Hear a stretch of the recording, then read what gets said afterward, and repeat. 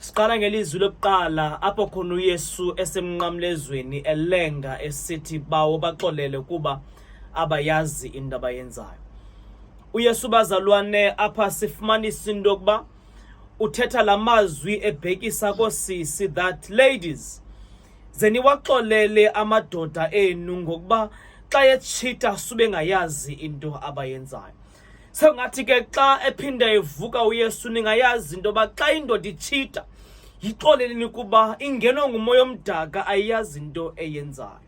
Phinda uYesu emnqamlezweni uhleli namabhada lithi bhadala likhona ecaleni kwakhe ukuba Nkosi uzundikhumbule xa ubuya. Athi uYesu suyitsala kude ngoba kwanamhlanje today nzaba nawe eparadesi kabawo.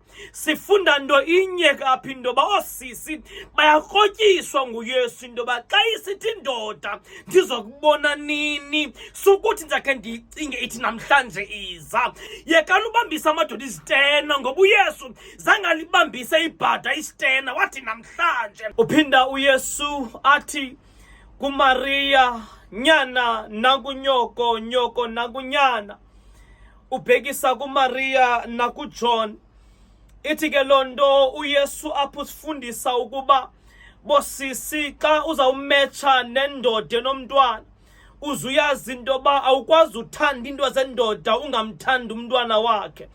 Uphinda uYesu athi bazalwane eli lama sabakatha. I-translation ngesiXhosa ithi Thixo wam undishiya ngani na. uYesu sifundisa into enkulu apha bazalwane bam ngale Pasika into yokuba akho mntu ungashiywayo.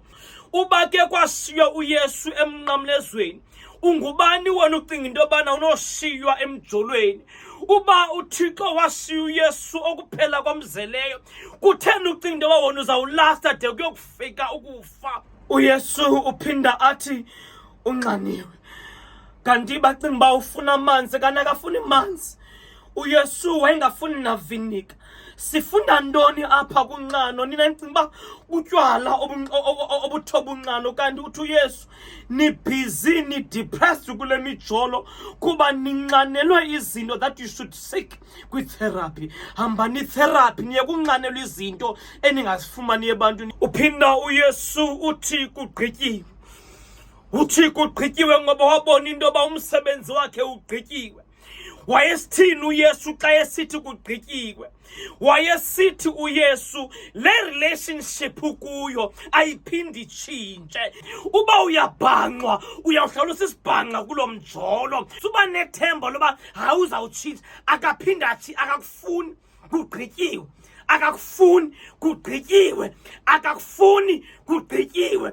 Uthi uYesu xa ethetha ndiwunikela ezandleni umphefumlo wam. Utsho ke ebhekisa kuThixo. I wonder njengoba uzinikele ebantwini nakwizinto ezingendawo awunokuthatha ichance ukunikela umphefumlo wakho kuThixo.